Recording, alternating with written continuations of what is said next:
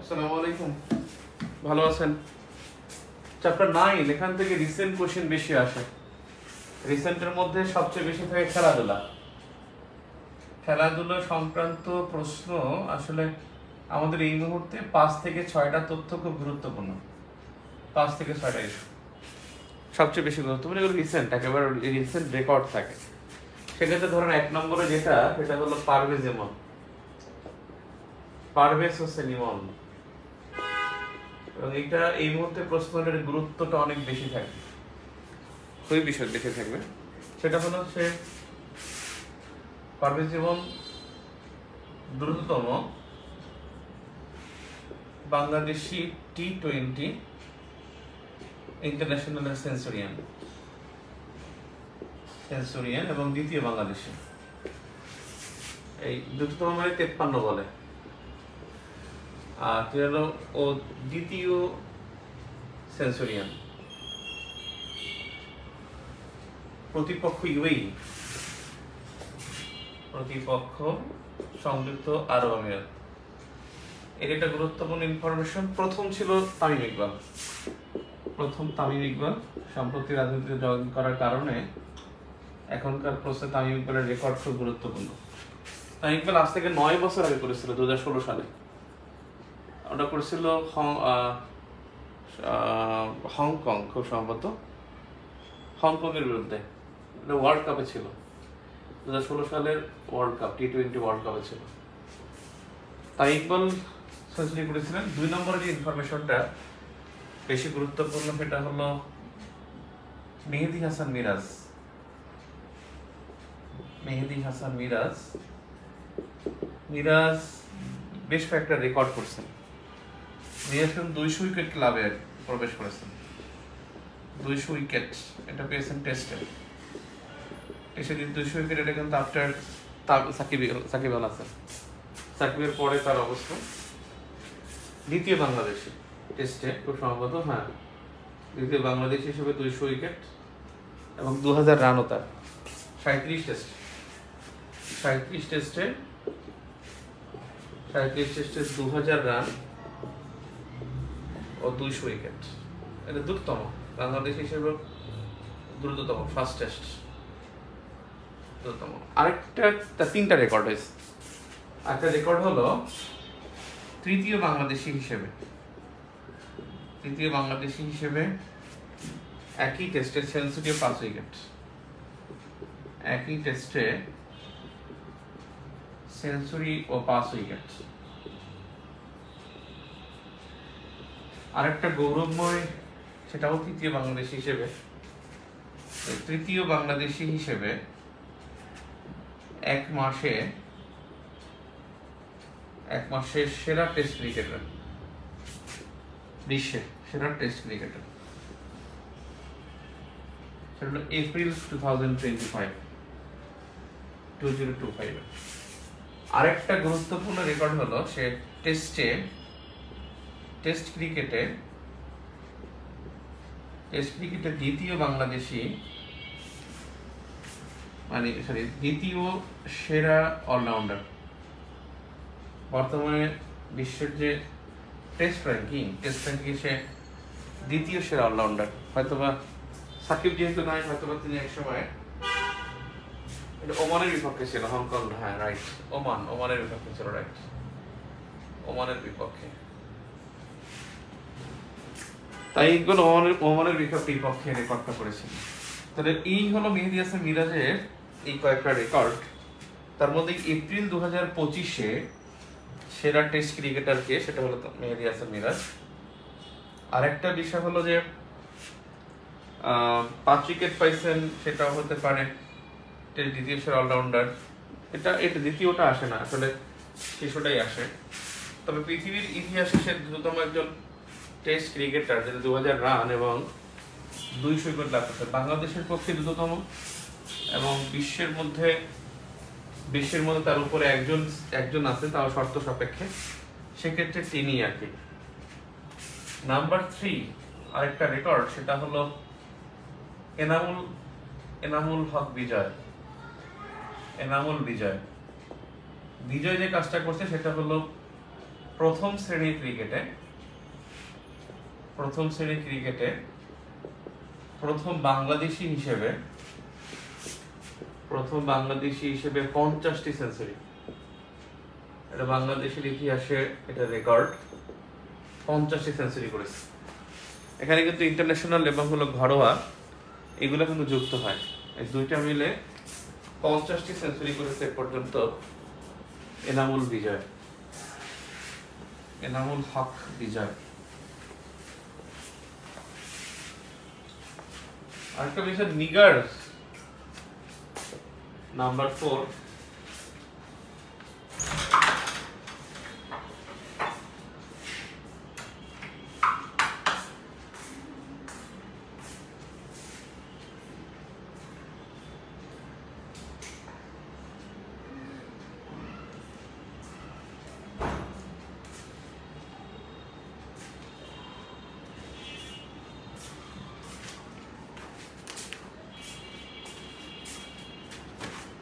One day ক্রিকেটে একটা হলো নিগার সুলতানা। ওডিআই ক্রিকেটে দ্রুততম সেঞ্চুরি করেন, 78 বলে দ্রুততম সেঞ্চুরি করেন নিগার সুলতানা। নিগার রশিকা, নিগার সুলতান। তো এই চারটা হলো ক্রিকেটের ইনফরমেশন। ফুটবলের কোনো আমাদের অর্জন নাই, ক্রিকেটও আমাদের আসলে অর্জন একেবারে শেষের দিকে। আমরা এখন 10ম, আমরা খুব সম্ভবত অনেক বছর পর, 15 বছর পর আমরা টেস্ট ক্রিকেটে আমাদের পতন ঘটেছে। তো এটা নিয়ে কথা না বলাই ভালো, এটা আমাদের ওটা মানে নেগেটিভ জিনিস পরীক্ষায় থাকবে না। ফুটবল থেকে প্রশ্ন আসার সম্ভাবনা এখনো তৈরি হয়নি, ফুটবল থেকেও তেমন কোনো গুরুত্বপূর্ণ কিছু ঘটে নেই। ক্রিকেট থেকে আসতে পারে, খেলাধুলা থেকে, আর বেসিক কিছু ইনফরমেশন আসে যে বাংলাদেশ প্রথম কবে খেলছে, বাংলাদেশ সর্বোচ্চ রান কত, সর্বোচ্চ এটা সেটা, এগুলো থাকে। সেক্ষেত্রে আমরা যদি 3টা ভাগ করি, যেমন আমরা মানে টেস্ট কিন্তু বাংলাদেশের অর্জন 22টি টেস্ট জিতছে, 22টি টেস্ট জয়। বিদেশের মাটিতে 23টি টেস্ট জয়, 23টি টেস্ট জয়। বিদেশের মাটিতে 9টি, 23টি জয়। কারণ কয়েকদিন আগে বাংলাদেশে খেলে গেছে জিম্বাবুয়ে, তাদের কাছ থেকে তাদের সাথে আমরা জয়লাভ করছি। 23টি টেস্ট জয়, আর বিদেশের মাটিতে 9টি জয়। এইটা একটা ইনফরমেশন। আর একটা যেটা প্রথম টেস্ট বাংলাদেশ খেলছে, এটা কিন্তু বেশ কয়েকবার পরীক্ষা আসছে। 26 জুন 2000 সালে প্রতিপক্ষ ছিল 26 জুন 2000 হল টেস্ট মর্যাদা বাংলাদেশ লাভ করেছিল 26 জুন 2000 সালে। আর বাংলাদেশ প্রথম টেস্ট খেলে 10 নভেম্বর 2000 সালে। প্রতিপক্ষ ছিল ভারত। তৎকালীন বঙ্গবন্ধু স্টেডিয়ামে খেলা হয় ঢাকায়, এখন যেটা জাতীয় স্টেডিয়াম নামে পরিচিত। এখন এটা ফুটবল, আগে এখানে ক্রিকেট হইতো। 2005 সালের পর থেকে অ্যালায়েন্স গভর্নমেন্ট 2006 সাল থেকে এখানে এটা ফুটবলকে দিয়ে দেওয়া হয় এবং নাম করা হয় জাতীয় স্টেডিয়াম। তো ব্যাপক আগ্রহ ছিল। আমি তখন 2000 সালে ক্লাস 8-এ পড়ি। টেস্ট খেলা অত বুঝি না তখন, বাট এত প্রকার পত্রিকা পড়ি মানে স্মৃতিতে ভেসে ওঠে। জামিল ইসলাম বুলবুল তিনি ছিলেন প্রথম তিনি প্রথম টেস্ট সেঞ্চুরিয়ান ছিলেন, যিনি এখন বিসিবির প্রেসিডেন্ট হবেন। 145 রান করছিলেন। এখানে প্রথম যে টেস্ট অধিনায়ক ছিল সে ছিল নাইমুর রহমান দুর্জয়, টেস্ট অধিনায়ক। এবং আমার নামের সাথে মানে মিল, আমি যদিও নাইম হোসেন, উনি ছিলেন নাইমুর রহমান দুর্জয়। আমার খুব প্রিয় ক্রিকেটার ছিলেন নাইমুর রহমান দুর্জয়। খালেদ মাহমুদ সুজন, আপনারা হাসাহাসি করেন, খালেদ মাহমুদ সুজন আমার খুব প্রিয় ক্রিকেটার ছিল। মোহাম্মদ আশরাফুল, কারণ উচ্চতায় কাছাকাছি ছিল। এখন যেমন মুমিনুল হক, মুশফিকুর রহিম। মুশফিকের একটা রেকর্ড আছে, মুশফিকুর রহিম সর্বোচ্চ রান সংগ্রহ বাংলাদেশের পক্ষে সর্বোচ্চ রান সংগ্রাহক বাংলাদেশের পক্ষে সর্বোচ্চ রান সংগ্রাহক মুশফিকুর রহিম এখন ওয়ানডে খেলেন না, মুশফিকুর রহিম এখন টি-20 খেলেন না, শুধুমাত্র টেস্ট ক্রিকেট খেলেন। মুশফিকুর রহিম আমরা খুব মিস করবো। কয়েকদিন আগেও ফোনে কথা বলছি তার সাথে, খুব প্রিয় ক্রিকেটার একজন।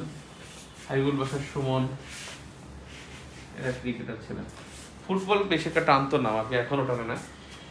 ফুটবল একটা টানার মতো কিছু নাই, শক্তির পরীক্ষার খেলা ফুটবল। তো মুশফিকুর রহিম গেল এখন ও টেস্ট ক্রিকেটে যেখানে ছিল মুছে ফেললাম। টেস্ট ক্রিকেটে কয়েকটা বিষয়, সেটা হলো যে টেস্ট ক্রিকেটে এখানে সর্বোচ্চ সেঞ্চুরি কিন্তু মুমিনুল হক,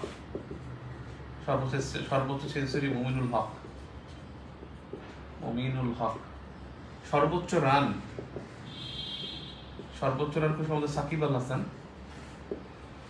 আল হাসান, রান 217 না, মুশফিকুর রহিমের না, বেশি না, সাকিবের 217। সর্বোচ্চ ব্যক্তিগত রান যেটা, সর্বোচ্চ ইনিংস বাংলাদেশের 638 রান। টেস্ট ক্রিকেটের প্রথম সেঞ্চুরি তিনি করছেন, যার কথা বলছিলাম, এবং তিনি অভিষেক টেস্টই করছেন। এবং 2000 সালের প্রথম টেস্টই আহমদ ইসলাম বুলবুল, ওর নাম আসতে পারেন, এবং উনি বাংলাদেশ বিসিবির প্রেসিডেন্ট হতে পারেন। আহমদ ইসলাম বুলবুল খুব বিরক্তিকর একটা খেলোয়াড় ছিল। উনি ওই সময় বিরক্তিকর ছিল, কিন্তু টেস্ট ক্রিকেট তো 145 রান, উনি অনেক রান করছিলেন। এবং বাংলাদেশ প্রথম ইনিংসে বাংলাদেশ রান করছিল 400 রান। সবাই মানে অবাক হয়ে গেছে যে বাংলাদেশ 400 রান করলো। আর দ্বিতীয় ইনিংসে বাংলাদেশ 90 রান অল আউট হয় দ্বিতীয় ইনিংসে, যে কারণে বাংলাদেশ ইনিংসে পরাজিত হয়। ভারত করেছিল মনে হয় না প্রথম, ভারত বেশি করেছিল। বাংলাদেশ দ্বিতীয় ইনিংসে 90 রান অল আউট হয়ে যায় মাত্র। এটা বাংলাদেশের জন্য একটা লজ্জা ছিল যে প্রথম ইনিংসে 400, দ্বিতীয় ইনিংসে 90 রান অল আউট। এই টেস্ট ক্রিকেট, বাংলাদেশের টেস্ট ক্রিকেটের ওই রেজাল্টটাই ইম্পর্টেন্ট, আর কিছু না। ওডিআইতে বাংলাদেশ প্রথম ওডিআই যেটা খেলছিল, ওডিআই ওয়ানডে ইন্টারন্যাশনাল, বাংলাদেশের প্রথম ওডিআই যেটা ছিল ইন্টারন্যাশনাল, সেটা 1986 সালে। প্রতিপক্ষ ছিল পাকিস্তান। আর বাংলাদেশের প্রথম ওডিআই জয় এটা 1998 সালে, প্রতিপক্ষ কেনিয়া। কয়েকদিন আগেই জয়ী দলের একটা ম্যাচ হয়েছিল, কয়েকদিন আগে, এই 25 সালে। এখানে যেটা মনে হবে প্রথম জয়, টেস্ট জয় যেটা 2005 সালে জিম্বাবুয়ে প্রতিপক্ষ ছিল। তখন আমরা ইন্টারমিডিয়েট পড়ি, জিম্বাবুয়ের বিরুদ্ধে, তখন ইন্টারমিডিয়েট পড়ি আমি। তখন বাংলাদেশ প্রথম টেস্ট জয় লাভ করে। আর প্রথম ওডিআই জয় 1998, প্রতিপক্ষ কেনিয়া। কিন্তু এই প্রথম ওডিআইতে বাংলাদেশের যে অধিনায়ক ছিল, গাজী আশরাফ হোসেন লিপু, যিনি কয়েকদিন আগে প্রধান নির্বাচক ছিল। এখন কে? আশরাফ হোসেন লিপু এখনই তো সে মনে হয় নির্বাচক। এখন প্রধান নির্বাচক তো মনে হয় গাজী আশরাফ হোসেন লিপুই। নান্নু ছিল, নান্নু থেকে তিনি কি চেঞ্জ হয়েছে মনে হয় না। গাজী আশরাফ হোসেন লিপু উনি অধিনায়ক ছিল। এই জয়ের সময় যিনি অধিনায়ক ছিলেন তিনি ছিলেন আকরাম খান। প্রথম অধিনায়ক যিনি মানে আকরাম খান ছিল। এই সময় কিন্তু টেস্ট জয়ী যে প্রথম এই সময় যে অধিনায়ক ছিল, এই অধিনায়ক ছিল হাবিবুল বাশার সুমন। হাবিবুল বাশার সুমন অর্থাৎ প্রথম টেস্ট জয়ী অধিনায়ক। ওডিআই যে অধিনায়ক লাগবে না, পরীক্ষা আসবে না। এখানে একটা বিষয় টি-20 ইন্টারন্যাশনাল, এটা বাংলাদেশ প্রথম খেলে 2006 সালে। 2006 সালের প্রতিপক্ষ ছিল জিম্বাবুয়ে। এর অধিনায়ক ছিল শাহরিয়ার নাফিস, প্রথম অধিনায়ক টি-20 অধিনায়ক শাহরিয়ার নাফিস। আর বর্তমানে যিনি অধিনায়ক টি-20 অধিনায়ক, তিনি কিন্তু বর্তমান টি-20 অধিনায়ক কিন্তু লিটন দাস। বর্তমান অধিনায়ক টি-20 অধিনায়ক লিটন দাস।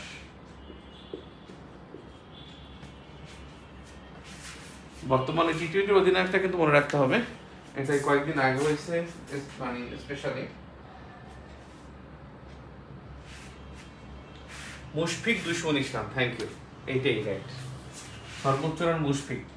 এটা একটু আমার কনফিউশন ছিল, 219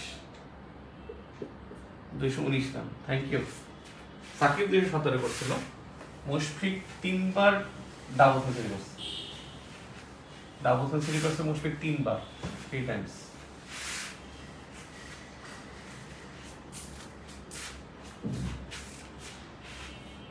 আর মুশফিক 219 সর্বোচ্চ রান। আর ওয়ানডেতে যে সর্বোচ্চ রান, ওয়ানডেতে সর্বোচ্চ রান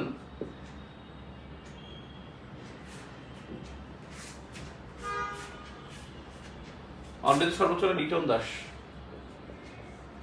176, লিটন দাস 176।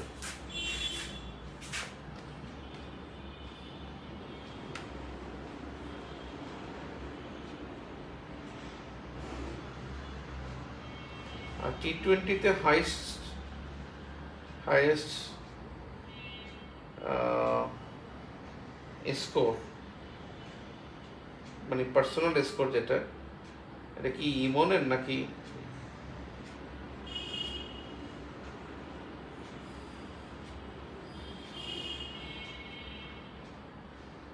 এটা কি ইমনের না তামিমের? দুজনই তো একই রান করছে।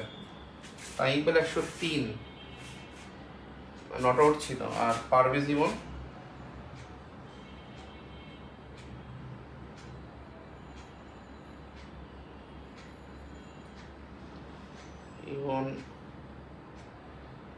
টি-20 হাইস্ট কত মনে হয় 101 করছিল মনে হয়।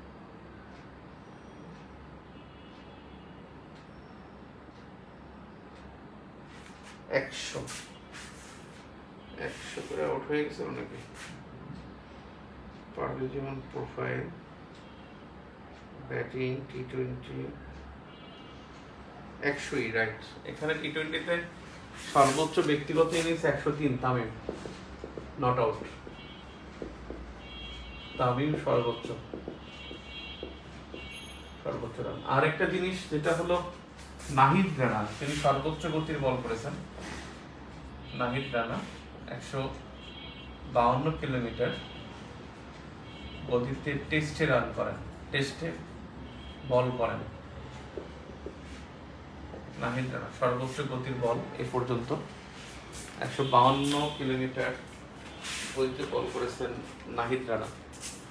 পাকিস্তানের বিপক্ষে করছিল, পাকিস্তানের বিপক্ষে সর্বোচ্চ গতির বলটি করেন টেস্টে বাংলাদেশি হিসেবে নাহিদ রানা। প্রতিপক্ষ পাকিস্তান।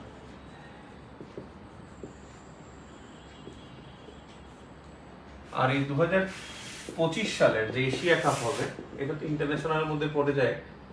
এশিয়া কাপ হবে ইন্ডিয়া আর শ্রীলঙ্কায়, ইন্ডিয়া প্লাস শ্রীলঙ্কা। এখানে পাকিস্তানের খেলা সব শ্রীলঙ্কা হবে।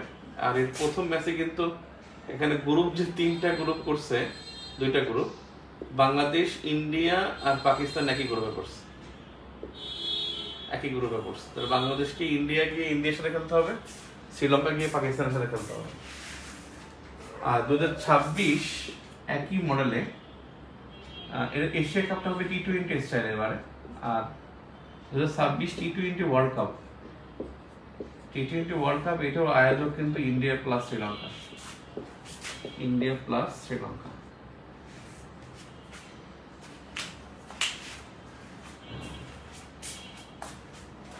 এখানে রিসেন্ট আসে আমি আপনাদের যে জিনিসটা হলো যে প্রফেসর ইউনুস, আমি ইউনুসের ক্লাস আছে, আপনি দেখবেন আমার যে প্রিভিয়াস ক্লাস ইউনুসের উপরে ক্লাস আছে, এই ক্লাসটা ফলো করবেন ইউনুসের উপরে।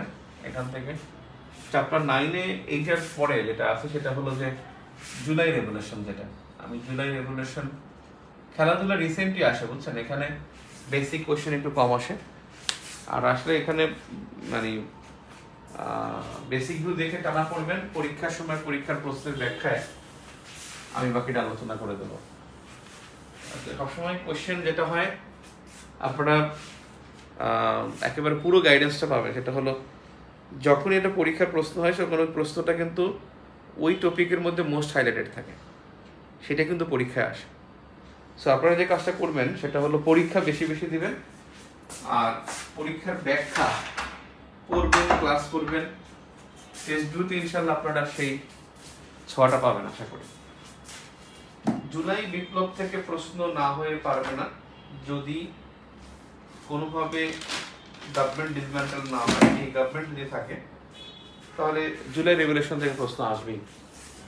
জুলাই আসলে রেগুলেশন না, জুলাই আপরাইজিং, এটা বিপ্লব না, আপরাইজিং। আপনারা দেখছেন একদিন কয়েকদিন আগে গ্রুপে লেখালেখি হয়েছিল যে আমি ক্লাসে বলছিলাম যে জুলাইতে এটা গণহত্যা হয় নাই, এটা হচ্ছে মানবতা বিরোধী অপরাধ। ঠিক তেমনি বাংলাদেশের ইন্টারন্যাশনাল ক্রাইমস ট্রাইব্যুনাল, যে ক্রাইমস ট্রাইব্যুনাল বাংলাদেশের যিনি chief prosecutor barrister Tajul Islam, তিনি কিন্তু নিজেও বলছেন এটা গণহত্যা হয়নি। বেসিক্যালি ইন্টারন্যাশনাল ল আছে, ল ফ্যাক্ট ফাইন্ডিং থাকে। সো সেক্ষেত্রে এখানে বিপ্লব বলা যায় না, জুলাই অভ্যুত্থান, জুলাই বিপ্লব না। বিপ্লব না কেন? কারণ বিপ্লব হতে হলে একটা ম্যানিফেস্টো লাগে, এখানে আগে থেকে একটা ম্যানিফেস্টো হয় নাই। তাদের একটা উদ্দেশ্য ছিল বিপ্লবে হয় কি যে আমি এইটাকে চেঞ্জ করে আমি এইটা চালু করব, এখানে সেটা করে না, এটা জাস্ট পতন ছিল। এবং এটা প্রথমে 9 দফা ছিল, তারপরে 1 দফা ছিল। তো সেক্ষেত্রে এখানে ম্যানিফেস্টোটা ওভাবে হয় না যে আমরা এই ম্যানিফেস্টো ডেভেলপে করি, এই জন্য এটা বিপ্লব বলা যাবে না, এটাকে অভ্যুত্থান বলতে হবে। এবং এটা নিয়ে অনেক লেখা আছে, অনেক ফাইন্ডিংস আছে। যাই হোক, এখানে যেটা হচ্ছে যে জুলাই আপরাইজিং, এটাকে আবার বলছে যে মানে অনেকগুলো নামে করতে যায়, জুলাই বসন্ত, জুলাই বসন্ত এটা বলছে। আবার এটা বলছে যে মনসুন, মনসুন মনসুন রেগুলেশন বলছে, মানে নামে ডাকা হয়েছে, একজন কলামিস্ট এই নামে দিচ্ছে। তারা আবার আন্দোলনকারীরা বলছে মুক্তিযুদ্ধ 2.0, এগুলো এইসব নামে ডাকা হয় আর কি। বেসিক্যালি এটা জুলাই আপরাইজিং, এটা 21 ডেজ ছিল, 21 দিন, অর্থাৎ 15 জুলাই টু 36 জুলাই, 36 জুলাই বা 5 আগস্ট, এখানে 21 ডেজ, 21 দিন, 15 জুলাই থেকে 36 জুলাই পর্যন্ত এটা ছিল। আর এই বিপ্লবে আসলে সবচেয়ে বেশি ভূমিকা রাখছে জেনজি, অর্থাৎ জেনজেট, অপারেশন জেট, অর্থাৎ 1997 থেকে 2012 পর্যন্ত যাদের বর্ন ইন 1997 থেকে 2012। আর জেনারেশন আলফা, যেটা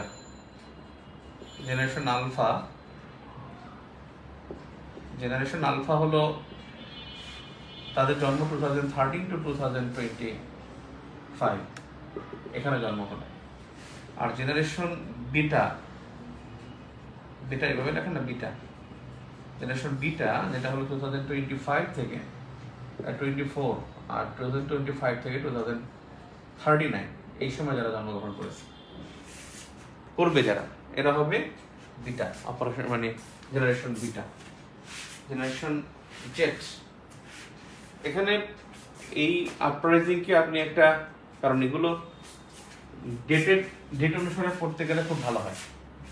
ডেট অনুসারে যদি পড়েন, এবং আপনাদের দেখবেন বেসিক বলতে ডেটও আছে, আমি মোস্ট ইম্পর্টেন্ট ডেটগুলো নিয়ে আলোচনা করি, মোস্ট ইম্পর্টেন্ট ডেট সেগুলো নিয়ে আলোচনা করব।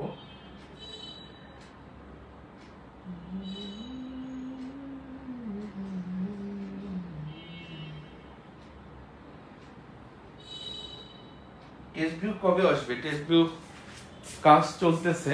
আমি নিজে আজকে সারাদিন পড়াশোনা করেছি, সারাদিন সকল কাজের ফাঁকে আমি পড়াশোনার মধ্যেই ছিলাম, যাতে টেক্সট ভিউটা আমি সব ইনফরমেশনগুলো দিতে পারি। রিসেন্ট যেগুলো মিসিং পেপার ছিল, আজকে থেকে পুরো মে মাসের 20 দিনের পত্রিকা পড়ছি, মানে আবার পড়ছি, রিভিউ করছি, তারপরে কারেন্ট অ্যাফেয়ার্স দেখছি, তারপরে বই দেখছি, সিলেবাস দেখছি।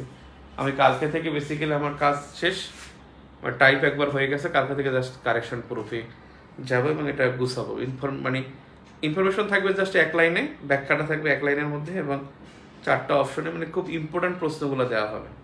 আশা করি এটা যদি কেউ যদি এটা একবার পড়ে, বেসিক ভিউ যে পড়ছে তার একটা মানে ভালো একটা রিভিউ হবে, চমৎকার রিভিউ হবে টেস্ট ভিউ ইনশাল্লাহ। মানে যেহেতু এখানে পুরো 3500 প্রশ্নের ব্যাখ্যা, আনবিলিভেবল একটা প্রিপারেশন হবে ইনশাল্লাহ। কারণ আমি ব্যাখ্যাগুলো ভালোভাবে করারই চেষ্টা করি, সো ব্যাখ্যা সহ পড়লে ভালো হবে আর গুরুত্বটা বোঝা যায়। ব্যাখ্যা সহ পড়লে গুরুত্বটা বোঝা যায়, প্রশ্নের গুরুত্ব আসলে আছে কিনা। ঠিক আছে, তো আমি আপনাদের একটা খবর দিয়ে রাখি, সেটা হলো যে অনেকেই দেখা গেছে যে মানে প্রাইমারি এবং নিবন্ধনের জন্য আলাদা করে পড়ে, বেসিক্যালি আলাদা করে পড়তে হয় না, যারা বিসিএস পড়ে তাদের আর পড়তে হয় না। তারপরেও যারা মোটামুটি তাদের টার্গেটই প্রাইমারি অথবা নিবন্ধন, তাদের জন্য একটা বই বেরোচ্ছে আমার ইনশাল্লাহ, টিচার্স ভিউ। এখানে যেটা থাকবে যে পুরো দুইটার পরীক্ষার প্রশ্ন, কারণ দুইটার সিলেবাস একেবারে কাছাকাছি, মানে প্রশ্নের প্যাটার্ন একই বলতে গেলে, প্রাইমারিতে একটু কঠিন হয়তো তারপরও। তো এখানে সব টপিক ওয়াইজ তাদের প্রিভিয়াস কোশ্চেন থাকবে, বেসিক স্টাইলে সাজানো হবে, তারপরে ওখানে গুরুত্বপূর্ণ টপিক থাকবে, মানে বাংলা ইংরেজি সাধারণ জ্ঞান, ম্যাথ, সব সহ আর কি। ব্যাখ্যা থাকবে, শর্ট আলোচনা থাকবে, যেটা একবারে বেসিক আলোচনা সেটা থাকবে, এবং কিছু কোশ্চেন হয়তো বা এখানে দেওয়া থাকবে, শেষে আবার সব প্রশ্নগুলো একত্রে দেওয়া থাকবে। আমার মনে হয় এটা খুব ভালো একটা বই হবে, স্ট্যান্ডার্ড, মানে বই স্ট্যান্ডার্ড হওয়াটা ভালো, হাবি জাবি কতগুলো সাইপাস থাকবে না। তো এখানে গুরুত্বপূর্ণ ডেট যেটা আমি যদি বলি 1 জুলাই, এটা খুব গুরুত্বপূর্ণ। এটা হলো বৈশাখ গঠিত, বৈশাখ মানে বৈষম্য বিরোধী ছাত্র আন্দোলন গঠন, বৈষম্য বিরোধী ছাত্র আন্দোলন এটা গঠন হয় 7 জুলাই। এটা খুব গুরুত্বপূর্ণ একটা ডেট, সেটা হলো এই দিনে বাংলা ব্লকেট হয়, বাংলা ব্লকেট এটা হয় 7 জুলাই। তারপরে গুরুত্বপূর্ণ ডেট হলো 14 জুলাই, গুরুত্বপূর্ণ যেগুলো 14 জুলাই, যেখানে শেখ হাসিনা রাজাকার শব্দটি ব্যবহার করেন, এরপরে যেটা হলো 16 জুলাই আবু সাইদ শহীদ হয়, 16 জুলাই আবু সাইদ শহীদ হন। এখানে যেটা হয়েছে যে তিনি ইংরেজি বিভাগ এবং তিনি হলেন ইংরেজি বিভাগের এবং বেগম রোকেয়া বিশ্ববিদ্যালয়ের শিক্ষক। এবার 17 জুলাই এটা ইম্পর্টেন্ট, সেটা হলো কমপ্লিট শাটডাউন হয়, কমপ্লিট শাটডাউন। 19 জুলাই যে সময় ইন্টারনেট এখানে হলো যে 19 জুলাই যে কারফিউ জারি, প্রথম ধাপের কারফিউ জারি হয়, 19 জুলাই। এরপরে গুরুত্বপূর্ণ 31 জুলাই, যেটা হলো 31 জুলাই, রিমেম্বারিং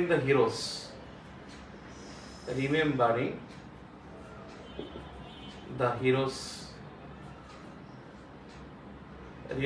হিরোস, অর্থাৎ যারা শহীদ হয়েছে তাদেরকে স্মরণ করার জন্য এটা হয়। আর এরপরে হলো 3rd August,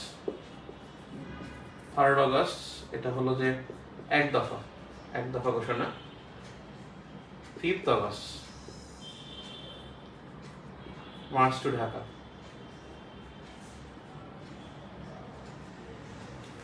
5th August march to Dhaka ঘোষণা করা হয়। আর 5th সেপ্টেম্বর যেটা 5th অগস্ট, অগস্টের মধ্যে আর কিছু ইনফরমেশন আছে।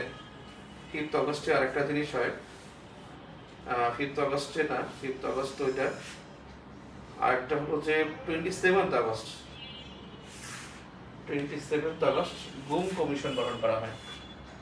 27th অগস্ট এখানে অন্তর্বর্তীকালীন সরকার গঠন, ওগুলো 8 আগস্ট, ওটা লাগবে না। 27 আগস্ট গুম কমিশন গঠন। গুম কমিশন গঠন, গুম কমিশনের সদস্য ছিল 5 জন, সদস্য 5 জন। আর এই গুম কমিশনের যিনি প্রধান তিনি হলেন মইনুল ইসলাম চৌধুরী, বিচারপতি জাস্টিস মইনুল ইসলাম চৌধুরী,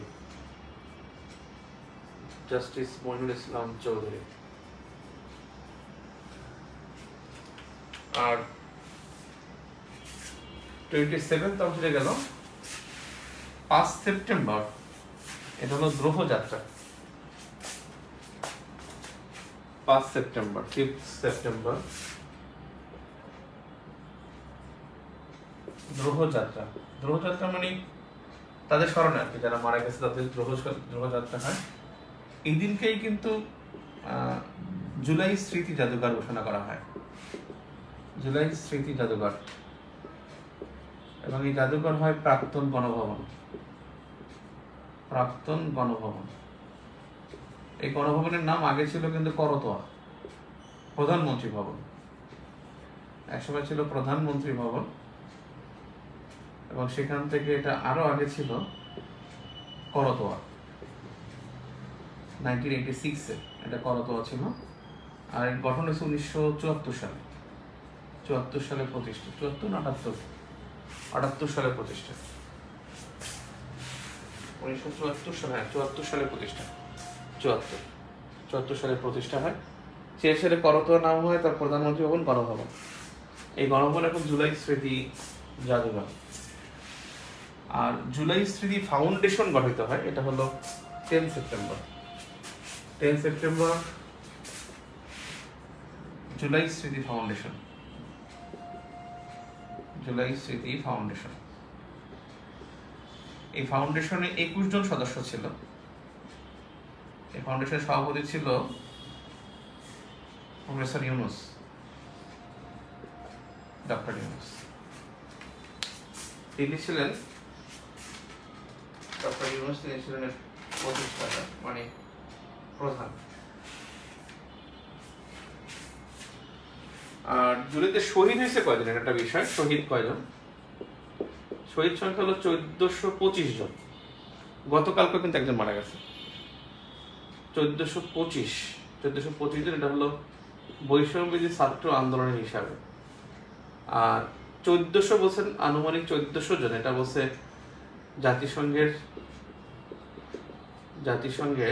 জাতিসংঘ মানবাধিকার কমিশন। মানবাধিকার কমিশন বলছে জাতিসংঘের 1400 জন। 1425 জন এটা হচ্ছে বৈষম্যবিরোধী ছাত্র আন্দোলন। বৈষম্যবিরোধী ছাত্র আন্দোলন বলছে যে 1425 না, সরি 1426 হবে। আমি সরি, কালকের জন সহ 1426 জন, 1426। এছাড়া সরকারি হিসেবে 717 জন ছিল, ওটা হিসাব করা যাবে না। 1426 জন, এটা হলো বৈষম্যবিরোধী ছাত্র আন্দোলন বলছে এটাই। আর এই আন্দোলনের 2টা কমিটি ছিল, একটা ছিল নাগরিক কমিটি, এখন নাগরিক কমিটি, একটা সমন্বয় কমিটি। সমন্বয় ছিল 158 জন, আর নাগরিক কমিটির সদস্য ছিল 55 জন। আর এই আন্দোলনকারীরা এনসিপি প্রতিষ্ঠা করে, 28/2/2025। NCP, national citizen party, national citizen party, এটা আপনারা জানেন, যারা ফেসবুক দেখেন তারাই জানেন। বা জাতীয় নাগরিক পার্টি, নামটা সুন্দর হয়েছে, নামটা খারাপ হয় না, জাতীয় নাগরিক পার্টি। এরা এখন পর্যন্ত ম্যানিফেস্টো বা তাদের এজেন্ডা এখনো ঘোষণা করে নাই। এটা উচিত ছিল তাদের 28 তারিখ ঘোষণা করে। অনেক কিছু তার সুন্দর হইতো, মানে যেটা বিপ্লবী সরকার হয়, যদি বিপ্লবী সরকার বলতো, যেহেতু তারা বিপ্লব ক্রাইটেরিয়ার মধ্যে পড়েও না, তারপরে বিপ্লব তারা কিন্তু স্বীকার করে বিপ্লব ক্রাইটেরিয়ার মধ্যে বিপ্লব পড়ে না, বাট আপনি জুলাই বিপ্লব যেহেতু মিডিয়া বলে আপনি বলতে পারবেন, কিন্তু ক্রাইটেরিয়ার মধ্যে পড়ে না, এটা আমি বলে নিচ্ছি। এটা বিষয় হলো যে এখানে বিপ্লবী সরকার গঠন করতে পারতো যদি তারা পার্লামেন্ট ডিজলভ করে 158 জন এরাই যদি সরকার গঠন করতো। 158 জন এরা থাকতো সদস্য এবং এদের একটা পরিষদ থাকতো, এবং এই পরিষদ থেকে তারা বিভিন্ন বিধি প্রণয়ন করতো এবং সেখানে তারা পরামর্শক হিসেবে তাদেরকে নিয়োগ দিতে পারতো। কিন্তু 158 জন এইটাই তারা করে, এখানেই তারা কিন্তু সংবিধান তৈরি করতে পারতো, একটা জুলাই সনদ ঘোষণা করতে পারতো, সবকিছু তারা পারতো। তারা আসলে যেটা চাইছে সেটা পারতো তারা যদি 158 জন থাকতো। ব্যাপারটা হচ্ছে যে এখানে সব দলমত ঘুরে ঢুকে গেছে, তো এবং বিভিন্ন মানসিকতা ঘটে লাগানো। আমার মনে হয় তারা সমন্বয়কদের মধ্যে সমন্বয় নেই। আসলে ইসলামিক দলগুলোর মধ্যে কি আছে? ইসলামিক দলগুলোর মধ্যে হচ্ছে যে ঐক্যবদ্ধ হবে, তাদের আগেই হলো যে তাদের মধ্যে যে ঐক্য হবে না এই ব্যাপারে তারা ঐক্যমত, ঠিক আছে? তাদের মধ্যে যে ঐক্য হবে না এ ব্যাপারে তারা ঐক্যমত পোষণ করেছে, মানে আগে বৈঠকের আগেই তারা জানে যে তাদের মধ্যে আসলে ঐক্য হবে না।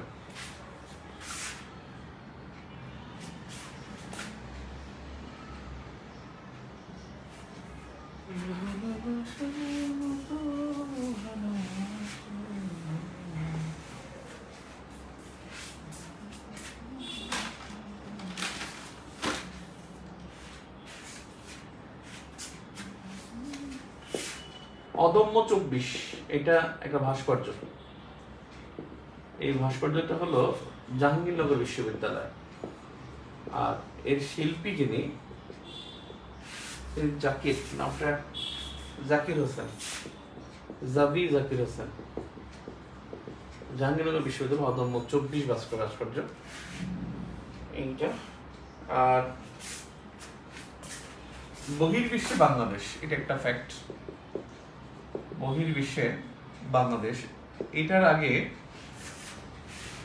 বহির্বিশ্ব অর্গানাইজেশন দেশে কি পড়ে, সেটার মধ্যে পড়বে হলো যে মিশন, এটার মধ্যে পড়বে বাংলাদেশের স্বীকৃতি। বাংলাদেশের স্বীকৃতিটা জরুরি। এটার মধ্যে পড়ে আসলে বাংলাদেশ নেতৃত্বে কোন কোন নেতৃত্বে আছে। আর একটা বিষয় হলো যে বাংলাদেশিদের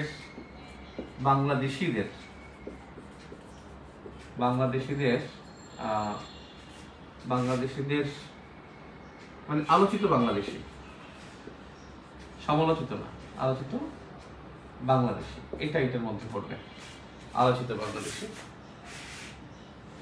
এই 4টা ক্যাটাগরি পড়ে। আসলে নেতৃত্বে কে আছে?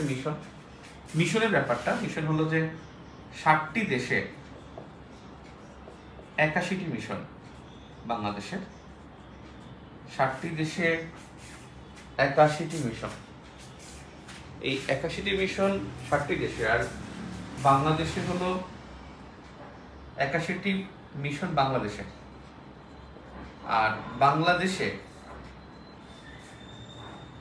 বাংলাদেশে বিদেশি মিশন দেশের সংস্থা সহ 49টি। আর যেটা করছে তারপরে হলো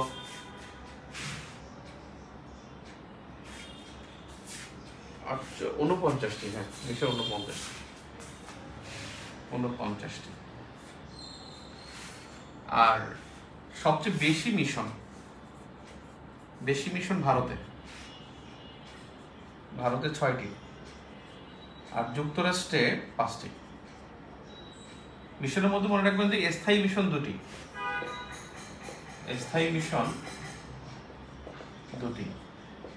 একটা হলো নিউ ইয়র্ক আর একটা হলো জেনেভা। এটা হলো ইউএন কার্যক্রম পরিচালনার জন্য স্থায়ী মিশন 2টি, একটা নিউ ইয়র্ক, একটা জেনেভা, আর 2টি ইউএন এর। আর মনে রাখবেন mission always in capital city. Mission সবসময় মানে দূতাবাস, একটা মিশন বলতে দূতাবাস সবসময় রাজধানীতে হয়। রাজধানীতে 2টি জিনিস হতেই হয়, একটা দূতাবাস আর একটা হলো পার্লামেন্ট এবং দূতাবাস সবসময় রাজধানীতে হতেই হবে। দূতাবাস যদি ওখান থেকে চেঞ্জ করে, ধরেন ঢাকা থেকে দূতাবাস যদি গোপালগঞ্জ নিয়ে যায় বা বগুড়ায় নিয়ে যায় বা চট্টগ্রামে নিয়ে যায়, তাহলে বুঝতে ওটা ক্যাপিটাল সিটি হয়ে গেছে। আপনারা দেখছেন না যে যুক্তরাষ্ট্রের দূতাবাস, ট্রাম্প বলছিল যে দূতাবাস হবে মানে রাজধানী হবে জেরুজালেম, ইসরায়েলের রাজধানী জেরুজালেম, তেল আবিব হবে না। 2018 সালে বলছিল, আপনাদের মনে আছে কিনা। এবং 18 সালে ঘোষণা দিয়ে কিন্তু যুক্তরাষ্ট্রের দূতাবাস এই তেল আবিব থেকে জেরুজালেমে নিয়ে যাওয়া হয়, এবং তারা বলে যে জেরুজালেমকে স্বীকৃতি দেয়, যেটা ক্যাপিটাল সিটি। ইসরায়েল দাবি করে, যুক্তরাষ্ট্র স্বীকৃতি দেয়, গুয়াতেমালা দেয়, ব্রাজিল দেয়, অন্যান্য যারা আছে তারা কিন্তু তেল আবিবে থেকে যায়। এজন্য মানে তেল আবিবে যেহেতু অনেক দেশের দূতাবাস, তার মানে এটার স্বীকৃতি হলো যে তেল আবিবে আসলে ইসরায়েলের রাজধানী, আর ইসরায়েল মনে করে যে এটা জেরুজালেম, দাবি করে আর কি। দূতাবাস সবসময় রাজধানীতে হতে হবে, এটা একটা ফ্যাক্ট। আর দূতাবাসটি পতাকা রাষ্ট্রের ভূখণ্ড, এটা মনে রাখতে হয়। দূতাবাসটি পতাকা রাষ্ট্রের ভূখণ্ড। পতাকা রাষ্ট্র মানে দূতাবাসের মধ্যে যে পতাকাটা থাকবে সেইটা। এখানে সে ভাড়া থাকলেও ওটা কিন্তু, ধরেন আমি যে বিল্ডিং এ আছি এখানে, ধরেন বা আপনি যে বিল্ডিং আছেন সেটা, এখানে নিচতলা আপনি থাকেন, 4 তলায় ধরেন আপনার মার্কিন দূতাবাস, ধরেন মলদোভার দূতাবাস, ওখানে মলদোভার ফ্ল্যাগ থাকবে। আপনার এখানে যদি কেউ অ্যাটাক করে বা একটা বল এসে পড়ে, তাহলে ধরে নিবে যে আপনি মলদোভা অ্যাটাক করেছেন। এবং তখন যে জাতিসংঘের যে ভিয়েনা কনভেনশন, এই ভিয়েনা কনভেনশনের একটা অনুচ্ছেদ আছে যেটা লঙ্ঘিত হয়। আমরা ভিয়েনা কনভেনশনের যে দূতাবাসের 21 অনুচ্ছেদ সম্ভবত, ভিয়েনা কনভেনশন আর্টিকেল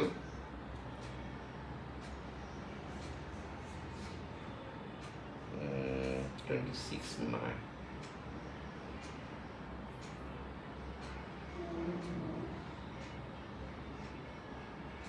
আর্টিকেল 21 না 22 খেয়াল নাই। অর্থাৎ পতাকা রাষ্ট্রের ভূখণ্ড হবে সবসময়। যদি আপনি ওখানে অ্যাটাক করেন তাহলে বুঝতে হবে যে আপনি দেশে আক্রমণ করেছেন, যেটা আমাদের আগরতলা মিশনে যে অ্যাটাক করেছিল সেটা, কলকাতা হাই কমিশন এবং আগরতলায়। বাংলাদেশকে স্বীকৃতি দেয় এক পর্যন্ত 150 দেশ, 150টি দেশ। এখানে সর্বশেষ হলো চীন 1977। আর যেটা হলো যে এখানে 1975 সালে বঙ্গবন্ধুর খুন হওয়ার পরে এখানে চীন ও সৌদি আরবিয়া তারা 15 আগস্টে স্বীকৃতি দিয়েছিল, 15 আগস্ট 1975-এ। অর্থাৎ বঙ্গবন্ধু ভোররাতে খুন হয়, আর এর আগে খন্দকার মোস্তাক সরকারকে স্বীকৃতি দিয়ে, মানে এর আগে নেই, পরে আর কি, ভোররাতে খুন হয়। আর এটা হলো তিনি বিকালের দিকে কেএসএ কিন্তু সৌদি আরবিয়া বাংলাদেশে স্বীকৃতি দেয়। এখানে ইসরায়েলের একটা ইনফরমেশন আছে। ইসরায়েল 1971 সালে বাংলাদেশকে এপ্রিলে স্বীকৃতি দিয়েছিল। এই স্বীকৃতি প্রত্যাহার করেছিল, এটা বাংলাদেশ প্রত্যাখ্যান করে। এবং এই স্বীকৃতিটা তারপরে প্রত্যাখ্যান করলে ইসরায়েল দ্বিতীয়বার 1972 সালে ফেব্রুয়ারিতে আবার স্বীকৃতি দেয়, এবং এই দুইবারই স্বীকৃতিপত্র বাংলাদেশ প্রত্যাখ্যান করে। আর স্বীকৃতির নিয়ে একটা বিষয়, গুরুত্বপূর্ণ বিষয় হলো জাতিসংঘ স্বীকৃতি দেয় বাংলাদেশকে, স্বীকৃতি দেয় 17 অক্টোবর 1972, এবং এই দিনই বাংলাদেশ ইউএন পর্যবেক্ষক হয়, জাতিসংঘের পর্যবেক্ষক হয়। সদস্য পদ লাভ করছে কিন্তু বাংলাদেশ 17 সেপ্টেম্বর 1974-এ, এটা কিন্তু 17 অক্টোবর 1972, অনেকে ভুলে যান। বাংলাদেশ ইউএন সদস্য পদ পায় কিন্তু 17 সেপ্টেম্বর 1974-এ, আর স্বীকৃতি পায় 17 অক্টোবর 1972-এ। একটা বিষয় এখানে থাকে, সেটা হলো যে বাংলাদেশকে স্বীকৃতি ছিল ইসরায়েলের স্বীকৃতি কিন্তু বাংলাদেশ গ্রহণ করেনি। বাংলাদেশ স্বীকৃতি দানকারী প্রথম মধ্যপ্রাচ্যের দেশ বলে কিন্তু ইসরায়েল বলতে হবে, স্বীকৃতি গ্রহণ করে না, বা ওরা স্বীকৃতি দিচ্ছে, এজন্য ইসরায়েলের কথা বলতে হবে। নেতৃত্বে বাংলাদেশ, এটা একটা গুরুত্বপূর্ণ ফ্যাক্ট।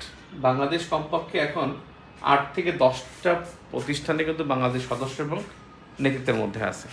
সদস্যের দিক থেকে দেখি, যেমন একটা হতে পারে যে বাংলাদেশ 2025 থেকে 28 পর্যন্ত, এই 25 থেকে 28 এই 4 বছর বা 3 বছর, 25 থেকে 28 মনে করুন 2025 থেকে 2028 এইটার আরেকটা বিষয় আছে। এই 1 জুলাই 2025 থেকে 30 জুন 2028 পর্যন্ত 3 বছর বাংলাদেশে একটা নীতি আছে, যেটা হলো আমদানি নীতি। এটা পরীক্ষা আসতে পারে আপনাদের 47। এই যে গত পরশুদিন তারা ঠিক করেছে যে আমদানি নীতি বাংলাদেশে 1 জুলাই 2025 থেকে 2028 সালে 30 জুন, আর 25 থেকে যেমন 1 জানুয়ারি থেকে 1 ডিসেম্বর। এখানে হলো বাংলাদেশ ICSC মেম্বার, ICSC সদস্য। ICSC মানে international civil service commission, international civil service commission, civil service commission. আরেকটা বিষয় হলো যে বাংলাদেশ 2025 থেকে 2027 পর্যন্ত, 25 থেকে 2027 এই সময় বাংলাদেশ সদস্য হলো ইকোসকের 10ম সদস্য, 10ম বার সদস্য। বাংলাদেশ 10 বার সদস্য হয় 2025 থেকে 2027 পর্যন্ত। 2023 থেকে 2025 পর্যন্ত বাংলাদেশ কিন্তু UNHCR এর সদস্য,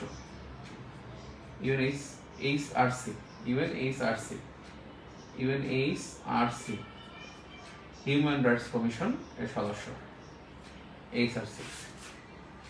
তো 24 থেকে 2027 পর্যন্ত, 24 থেকে 2027 পর্যন্ত বাংলাদেশ ILO এর গভর্নিং সদস্য, গভর্নিং বডির সদস্য। এটা বাংলাদেশের ব্যাপক নেতৃত্বের জায়গা।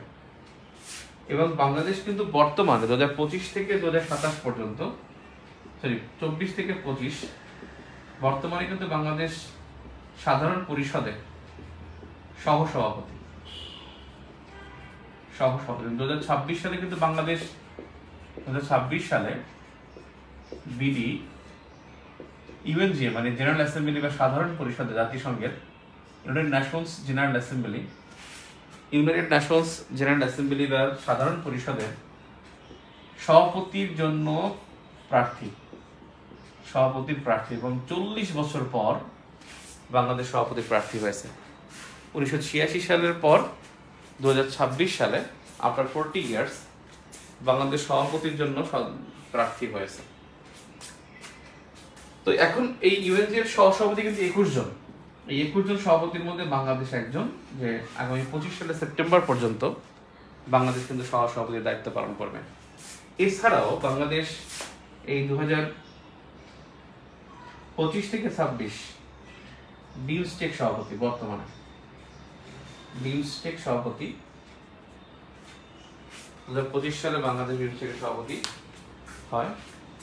এখানেও কিন্তু নেতৃত্বে, গুরুত্বপূর্ণ নেতৃত্বে কিন্তু বাংলাদেশ 25 থেকে 26 বিমস্টেকের সভাপতি।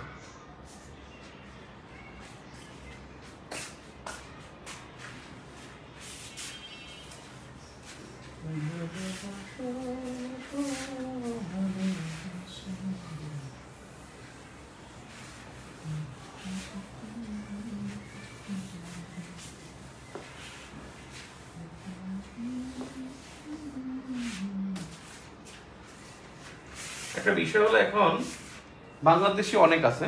বাংলাদেশি সম্পর্কে আমি বেশ কয়েকটা আলোচিত ব্যক্তির কথা বলি।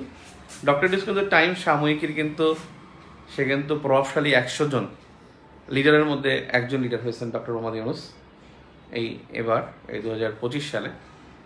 তারপরে আমাদের যে নাহিদ ইসলাম, তিনি কিন্তু টাইম সাময়িকীর সেরা 100 তরুণের মধ্যে হয়েছেন, 100 তরুণের মধ্যে একজন আমাদের নাহিদ ইসলাম হয়েছেন। আরও একটা বিষয় হলো যে শাকিল, ওর নাম পুরোটা তো ভুলে গেলাম, শাকিল, ইনি কিন্তু 7ম বাংলাদেশি হিসেবে এভারেস্ট আরোহণ করেন। এবারে জয়ী না, এভারেস্ট আরোহণকারী, উনি নামলে হবে জয়ী, আরোহণকারী। বাংলাদেশে এবারে জয় করছে 5 জন জয় করেন। সর্বশেষ বাবর আলী গত বছর। এর আগে একজন মারা গিয়েছিলেন, তিনি মারা গেলে তিনি আর এভারেস্ট জয়ী হবেন না। আরোহণ করে 7ম বাংলাদেশ হিসেবে এভারেস্ট আরোহণকারী হলো শাকিল, এবং শাকিল যে কাজটা করছেন, তিনি যে কাজটা করছেন সেটা হলো উনি 84 দিনের মাথায়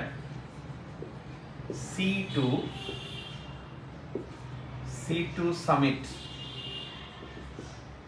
অর্জন করেন। এখানে সি হলো কক্সবাজার, আর সামিট হলো এখানে এভারেস্ট, মাউন্ট এভারেস্ট। ব্যাপারটা হলো কি যে তিনি পায়ে হেঁটে গেছেন, গত পরশুদিন বা গতকালকে পত্রিকা আসে পায়ে হেঁটে জয় করেন, আজকের পত্রিকা আজকে পায়ে হেঁটে জয় করেন, এভারেস্ট জয়। এবং এবারে সবসময় মে মাসে জয় করে থাকে, এবারে সবসময় মে মাসে জয় হয়। এবারে সর্বোচ্চ 30 বার জয় করছেন একজন, 30 বার জয় করে একজন শেরপা, নেপালের শেরপা। আর 21 বার জয় করছেন একজন বিদেশি হিসেবে, নেপালের বাইরে বিদেশি হিসেবে ব্রিটিশ একজন, উনি আছেন প্রসাদ ব্রেন্টন। ওটাও কালকে বা পরশু দিনের পত্রিকা আসছে। ব্রেন্টন 21 বার ব্রিটিশ একজন বিদেশি হিসেবে তিনি সর্বোচ্চ বার এভারেস্ট জয় করেন। আর একজন শেরপার তিনি 30 বার জয় করেন। শেরপার নামটা আমি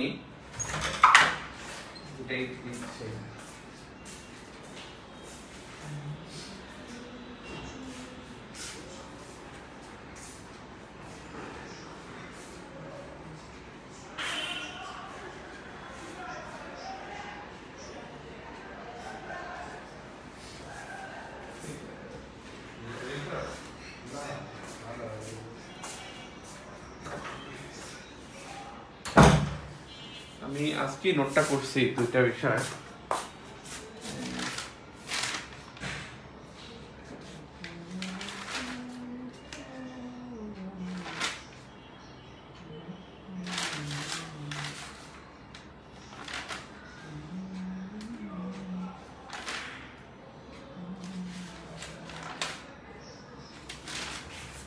এখন পাবো না, রাখছি মনে হয় টুকরা কাগজে লিখছি তো পাচ্ছে না।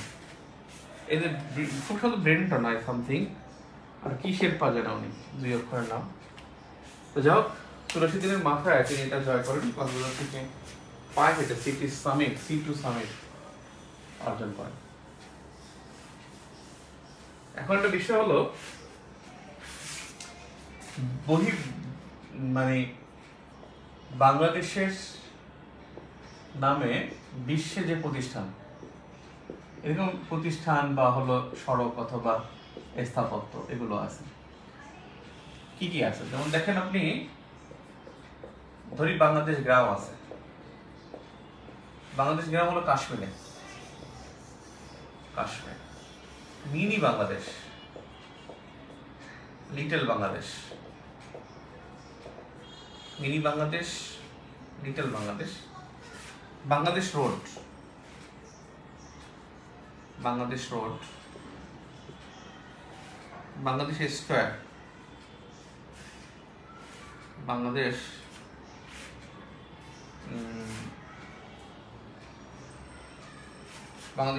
স্কয়ার, শহীদ মিনার, তারপরে আছে স্মৃতিসৌধ,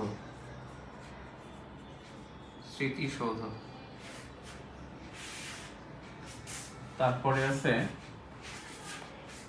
রুদা সাবার,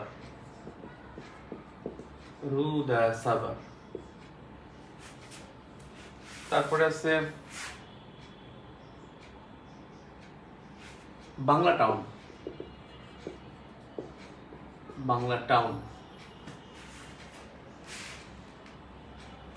তারপরে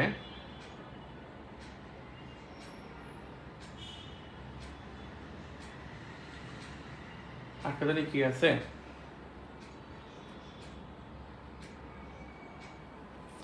মিনি বাংলাদেশ সিঙ্গাপুর, সেরামগঞ্জ সিঙ্গাপুর,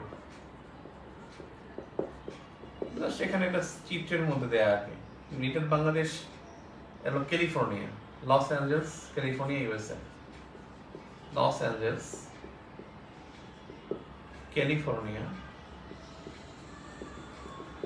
ইউএসএ। বাংলাদেশ রোড এটা দানন, দানন আইভরি কোস্ট,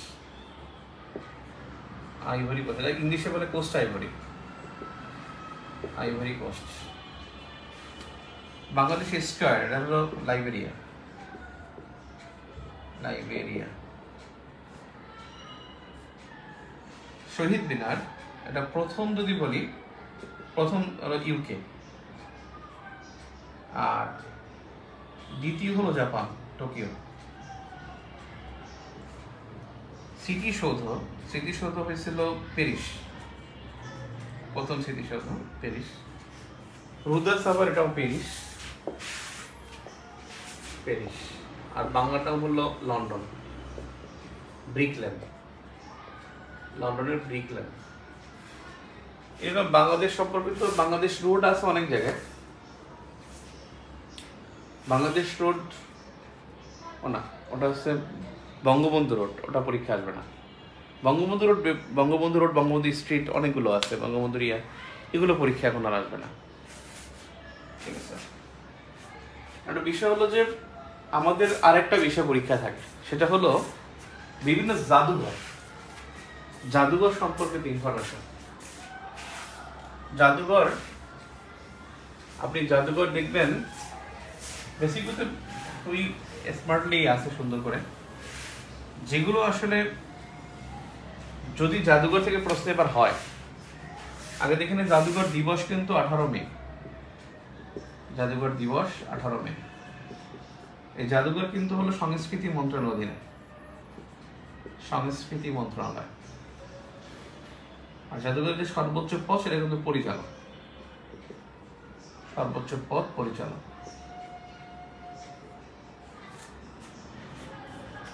একটা বিষয় হলো যে জাদুঘর সম্পর্কিত যদি কোনো প্রশ্ন আসে, এবার আমি বলতে পারবো রক্স মিউজিয়াম পঞ্চগড়, টাকা জাদুঘর মিরপুর, বাংলাদেশ ব্যাংকের ট্রেনিং সেন্টার, মৎস্য জাদুঘর মৎস্য ভবন, কৃষি জাদুঘর বাংলাদেশ কৃষি বিশ্ববিদ্যালয়। তারপরে আমি বললাম যে ধরেন আপনার পানি জাদুঘর কুয়াকাটা, কুয়াকাটা পটুয়াখালী পানি জাদুঘর, অটার অটার অটার মিউজিয়াম, প্রাণী জাদুঘর মিরপুর, মিরপুর চিড়িয়াখানা, এটা প্রাণী জাদুঘর। নৃতাত্ত্বিক জাদুঘর যেটা চট্টগ্রামে, নৃতাত্ত্বিক জাদুঘর চট্টগ্রামে, টোকিওতে আছে দুইটা। একটা আরেকটা হলো যে যদি বলি যে আমি যেটাকে বলে আপনার পুরকীর্তি, যেটা হলো ময়নামতিতে একটা জাদুঘর আছে, ওরা জানে কি বলে, আরে পাহাড়পুরে একটা জাদুঘর, ময়নামতিতে একটা জাদুঘর, কি জানি, পুরাকীর্তি, পুরাকীর্তি জাদুঘর। তারপরে আপনি যদি বলি স্বাধীনতা জাদুঘর, যেটা পরীক্ষা আসবে না, এটা খবরদার, এটা ভেঙে ফেলছে যে ইসে সোহরাওয়ার্দী উদ্যানে। মুক্তিযুদ্ধ জাদুঘর, যেটা আগুন লাগছিল এই 5 আগস্টের পরে, যেটা হলো আপনার আগারগাঁওয়ে মুক্তিযুদ্ধ জাদুঘর। যদি জাদুঘর থেকে প্রশ্ন হয় তাহলে ভাই তো জুলাই স্মৃতি জাদুঘর আসবে, এখানে অন্য কোনো জাদুঘর পরীক্ষা দেওয়ার কোনো প্রশ্নই আসে না। যদি জাদুঘর থেকে আসে জুলাই স্মৃতি জাদুঘর 5 সেপ্টেম্বর 2025, এটা গণভবনে, এটা পড়ছে শেরে বাংলা নগর থানায়। এছাড়াও এটা ছাড়া কোনো প্রশ্ন জাদুঘর আসবে না। ঠিক আছে। তো বেসিক্যালি আমাদের এখানে মোস্ট অফ দ্য ইস্যুস শেষ হয়ে গেছে। আপনাদের হলো কালকে যেটা হবে ইনশাল্লাহ, আলোচিত ব্যক্তি, তারপর হলো মৃত ব্যক্তি, তারপরে হলো আপনার চলচ্চিত্র, তারপরে হলো আপনার চিত্রকর্ম, তারপরে হলো আপনার চলচ্চিত্র, চিত্রকর্ম, গান, বিভিন্ন গান, তারপরে হলো নৃত্য, পত্রিকা, সংবাদপত্র, এরপর অন্যান্য, এই কয়েকটা বিষয় আগামীকাল পাবেন ইনশাআল্লাহ। এরপরে এটা আমরা 7টায়, সন্ধ্যা 7:30টায় আমরা ক্লাসটা রাখবো আগামীকালকে 7:30, এবং 9টায় পরীক্ষা হবে আগামীকালকে, 9টায় পরীক্ষা ইনশাআল্লাহ। ঠিক আছে, 9টায় পরীক্ষা, 7:30 ক্লাস আগামীকালকে। ক্লাস হবে, ক্লাসের পর পরীক্ষা হবে। আপনারা আগে পড়ে রাখবেন আর ক্লাসে রিভিশন দেবেন।